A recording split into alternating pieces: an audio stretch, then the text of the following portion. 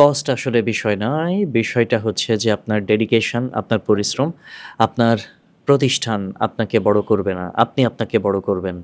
আপনি দেশের বাইরে গিয়ে যদি ভালো কিছু করতে না পারেন, দেশ আপনাকে কখনো মনে রাখবে না। পৃথিবী আপনাকে মনে রাখবে না। আসসালামু আলাইকুম। এই মুহূর্তে অবস্থান করছি ইংলিশ ফ্যান্টাসির স্টুডিওতে এবং ইংলিশ ফ্যান্টাসির স্টুডিও থেকে আপনাদেরকে ঘোষণা দিতে চাই।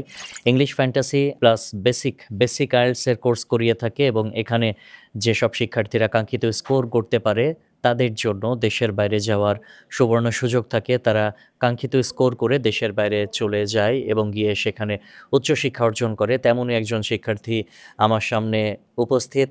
আপনাকে স্বাগত জানাচ্ছি এবং আপনার নাম পরিচয়টা একটু বলবেন। আমার নাম মোহাম্মদ রেফাত রহমান। আমি নরসিংদী থেকে এসেছি। ওকে। আর আমি এখানে জুলাইতে অ্যাডমিশন নিয়েছিলাম হুম, হুম। 2024-এর। আচ্ছা। আমার কোর্সটি ছিল মানে 3 মাসের। হুম, হুম। হ্যাঁ, তো আমি 1 মাস বেসিক করেছিলাম আর হুম। 2 মাস হচ্ছে আইএলটিএস এর কোর্সটি করেছিলাম। ওকে। আর লেট না করে এক্সাম দিয়ে দিয়েছিলাম। হুম, হুম। এবার এই স্কোর তো পেলাম। স্কোর আপনি আপনার কাঙ্ক্ষিত সেটা অর্জন করেছেন। মিনিমাম একটা স্কোর প্রয়োজন হয়। এখন আপনি দেশের বাইরে চলে যাবেন, বাংলাদেশ ছেড়ে যাবেন। আমরা আপনাকে এয়ারপোর্টে ড্রপও করতে যাব একদিন হয়তোবা। ইনশাআল্লাহ। ভিসা প্রসেসিং আছে, তারপরে আবেদনের বিভিন্ন প্রক্রিয়া রয়েছে। এই আবেদনের বিভিন্ন প্রক্রিয়ার ক্ষেত্রে কিভাবে আবেদন করবেন এ সংক্রান্ত কোনো তথ্য আপনার কাছে আছে? অলরেডি আমি ইউকেতে অ্যাপ্লাই করেছি। ওলভারহ্যাম্পটন ইউনিভার্সিটি আর হচ্ছে ইউক্লেন ইউনিভার্সিটিতে হুম, হুম। অ্যাপ্লাই করেছিলাম সেই জানুয়ারিতে 2025, কিন্তু তখন হচ্ছে আমার ব্যাংকে কিছু টাকা কম ছিল, যার কারণে তখন ওই স্টেটমেন্টটা মানে হয়নি, হুম, যার কারণে আমাকে ডেফার করতে হয়েছিল। তো আমি ওলভারহ্যাম্পটন থেকে মানে ডেফার করেছিলাম। হুম, তো ঈদের আগে 4 তারিখ আবার সেই ডেফারের অফার লেটার চলে এসেছে already। আচ্ছা। তো আমি ওয়েট করছি হচ্ছে ইউনিভার্সিটিতে যে ক্যাশ ইন্টারভিউ হয়ে থাকে, প্রি ক্যাশ ইন্টারভিউ দেওয়ার জন্য। ওকে। আর অফার লেটার অলরেডি আপনি পেয়েছেন। তার মানে আপনি যাচ্ছেন। আপনি আল্লাহ জানে, যাচ্ছেন স্যার। ইনশাআল্লাহ আপনাদের দোয়া দিয়ে থাকবে। অফার লেটার চলে এসেছে। স্কলারশিপ? হ্যাঁ, আমি আচ্ছা ২,০০০ পাউন্ড স্কলারশিপ পেয়েছি। আচ্ছা। আমার কোর্সটি ছিল ১৬,০০০ পাউন্ড। হুম, হুম। তো সেখান থেকে ২,০০০ পাউন্ড স্কলারশিপ আর এখন ১৪,০০০ আছে। তো হুম, হুম। ওলভারহ্যাম্পটন ইউনিভার্সিটিতে একটা ফেসিলিটি আছে, যেটা হচ্ছে যে একটা স্টুডেন্ট ৫,০০০ পাউন্ড ডিপোজিট করে মানে ফ্লাই করতে পারবে। হুম, হুম। তো সেই জন্য আমি মানে কস্ট কম হবে, যার জন্য এই ইউনিভার্সিটিটা সিলেক্ট করেছি। আচ্ছা।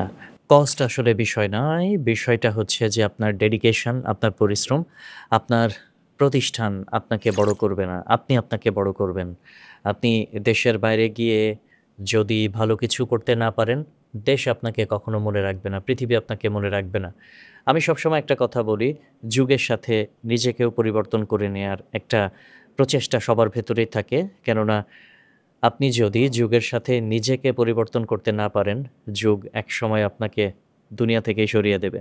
তাই পরিবর্তনশীল বিশ্বের সাথে তাল মিলিয়ে আমাদেরকে চলতে হবে। আপনি যেখানেই থাকুন ভালো থাকবেন এবং দেশকে রিপ্রেজেন্ট করতে হবে, এই প্রত্যাশাটুকুন থাকবে। আপনি আ কিছু শুনতে চাই। ইংলিশ ফ্যান্টাসি সম্পর্কে সবাই বলেছে। আমি জানি। আপনিও বলবেন ইংলিশ ফ্যান্টাসি ভালো। কেন বলবেন? কারণ আপনি আপনার কাঙ্ক্ষিত স্কোর অর্জন করেছেন। যদি না পারতেন তাইলে বলতেন যে ইংলিশ ফ্যান্টাসি ভালো না। হ্যাঁ, এটা কমন একটা ব্যাপার। এটা আমাদের সাইকোলজিতে এভাবেই হয়। সো সেই প্রশ্নটা আমি করছি না, সে ব্যাপারে জানতে চাচ্ছি না। জীবন সংক্রান্ত কিছু জানতে চাই। সংগ্রামী কোনো গল্প আছে কিনা? আমার যখন ব্যাচেলর কমপ্লিট হয় ২০২৩-এর অক্টোবরে, হুম। তো সেই সময়টায় আমি অ্যাব্রোডে ট্রাই করি। আচ্ছা। তো সময় স্বল্পতার কারণে সেই জানুয়ারি ইনটেক আমি ধরতে পারিনি। হুম, হুম। তো সেটা ধরতে না পারার কারণে আমি আবার সেকেন্ড টাইম ট্রাই করেছি, যেটা হচ্ছে ২০২৪-এর সেপ্টেম্বর। হুম, হুম। তো সেই সময়ও হয়নি। আবার ২০২৫-এ একটু ট্রাই করলাম, সেবারও হয়নি। তো এই যে একটা হতাশা, সেই হতাশার মানে সময় ২৫ এ এসেও ফেল করেছেন? হ্যাঁ, সেই সময়ও মানে হ্যাঁ। হয়তো এরকম এখনো কিন্তু ২৫ চলমান। হ্যাঁ, ২৫-এ যে জানুয়ারি ইনটেক ছিল, হ্যাঁ, হ্যাঁ। সেই সময়টার কথা বলছি। আচ্ছা। তো জানুয়ারি ইনটেকে এমন নয় যে আমার কোয়ালিফিকেশনের কারণে আমি ফেল হয়েছি। মানে সিচুয়েশনটা এরকম কিছু ব্যাপার থাকে যে মানে হয়ে যায়। হুম, হুম। হ্যাঁ? কিছু না কিছু পারপাসের কারণে হয়ে যায়।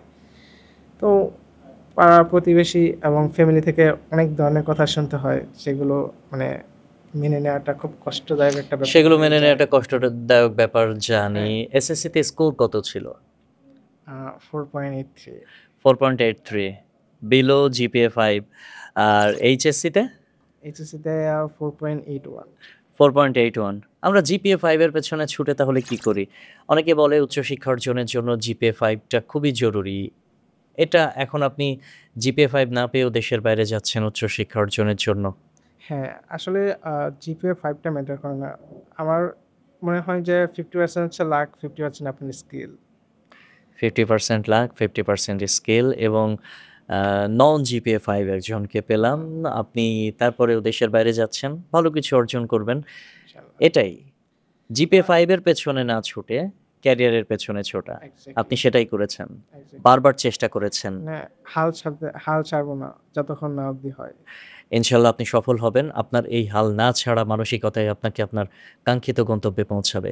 আপনার জন্য সবসময় শুভকামনা এবং ইংলিশ ফ্যান্টাসিকে ভুলে যাবেন না। অবশ্যই।